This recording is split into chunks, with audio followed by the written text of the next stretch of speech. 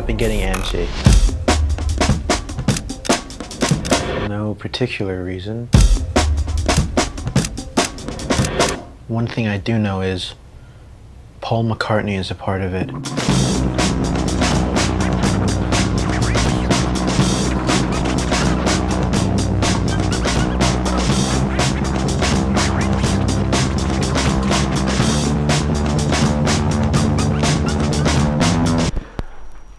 Here's a question.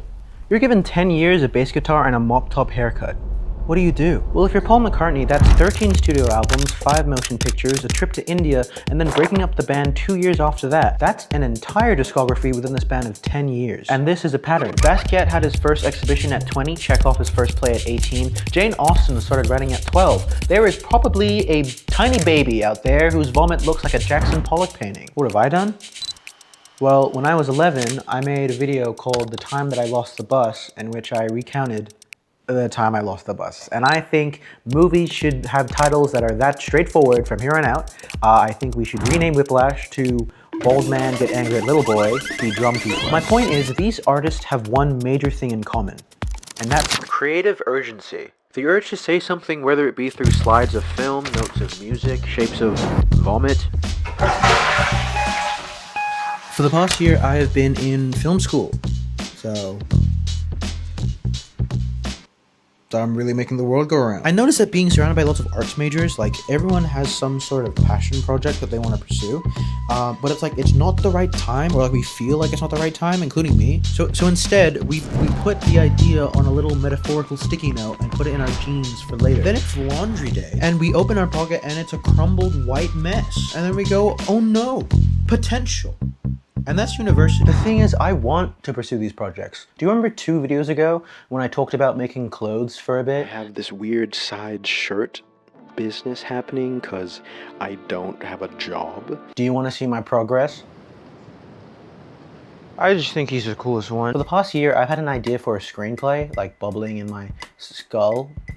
But I've never come around to it because, simply put, there are obstacles that are put between us and our sense of creative urgency. And in this case, that obstacle is looking like a crazy person. There is an astronomical expectation as to what good art, especially good filmmaking, is supposed to look like. And to that you may say, Jamie, what the hell are you talking about? And to that I say, let me finish. In the 3-second montage, it needs to look like that. Do I have any of that? No. And sure, I could let a producer magically bump into me on the street and watch their coins trickle out their comically oversized money bags as they go, are you freaking making a movie? That's like so freaking awesome. And like, no one's actually ever done that before. I think you're the first one. The pressure to make a first movie is already astronomical as it is. You're telling me that people are giving up their time to watch something for 90 minutes made by someone who they do not know, starring people who they do not know, made by someone who doesn't know what they're doing. That person could be watching War of the Worlds featuring Ice Cube right now. That movie has Roderick in it. Do I look like him? Okay, so you didn't need to say it like that. It's like there's this shift that happens as soon as we pursue a project, because as soon as we jump that shark, something interesting happens.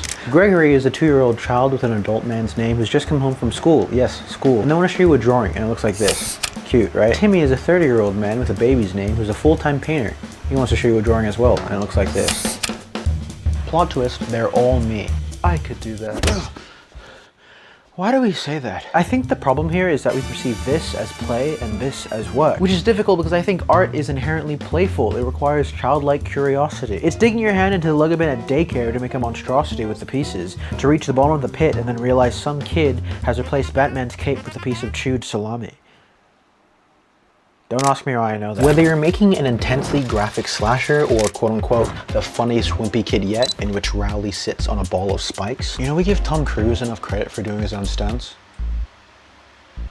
Rowley is right here. Hey guys, I just found out that that's actually only in the 2nd movie, not the 3rd one. So I was wrong about Die of a Wimpy Kid. I was wrong about Die of a Wimpy Kid. What I was trying to get at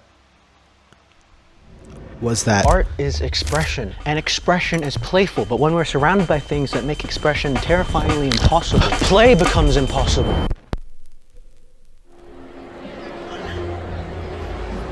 Last month, Tyler the Creator dropped Don't Tap the Glass, an album with a 2-week rollout created whilst touring the US. It functioned to embrace imperfection, to get this music out quickly instead of letting it erode in someone's back pocket. It's so easy to design your own handcuffs, lock yourself up and put the key over there that just turns into pressure, whether it's from you or fans X, Y, and Z. And then people end up scared and not putting albums out for 15 years because they feel like they always have to, I gotta make the most innovative, best stuff, I gotta da-da-da. And sometimes, man, that song is good. Just put that bitch out. If your goal is imperfection, you're never gonna fall short of what you wanna create. There's a part of us that won't jump the shark and be creative if it means that we don't have an 100% guarantee that we're gonna nail it the first time.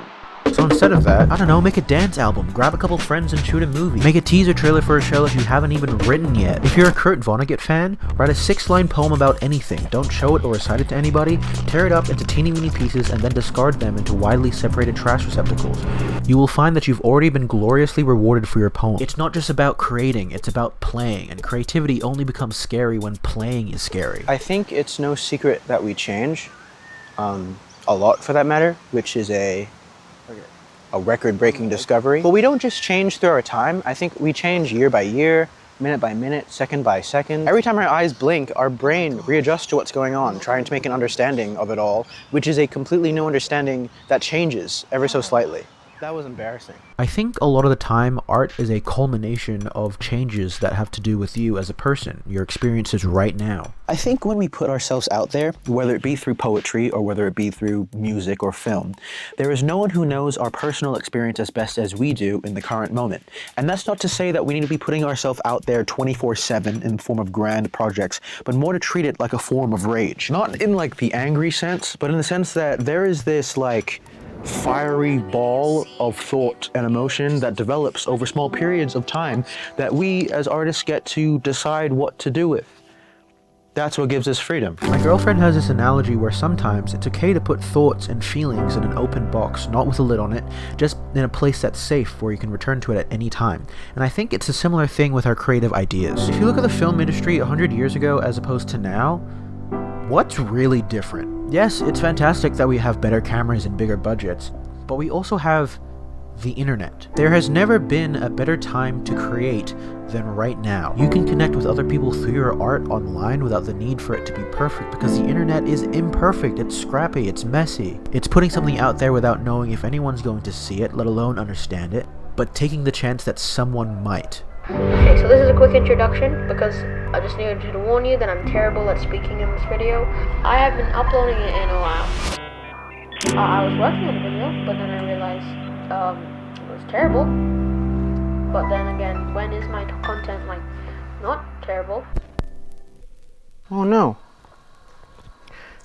In 2017, I made my first YouTube video in which I said, so what I'm gonna do is make an awful piece of trash and wait for people to dislike it. I used to look back at that and think like, wow, I was really setting myself up for failure. But now, when I look back on it, it's like I was probably the most liberated I've ever felt. It's liberating to create something without the expectation of doing it perfect the first time. Because if the point of art was perfection, then they should curse the person who gave humanity the tools to draw. Thank you. I wrote that myself. That was me. I feel validated. All this to say, I'm making a feature film, and I'm absolutely terrified.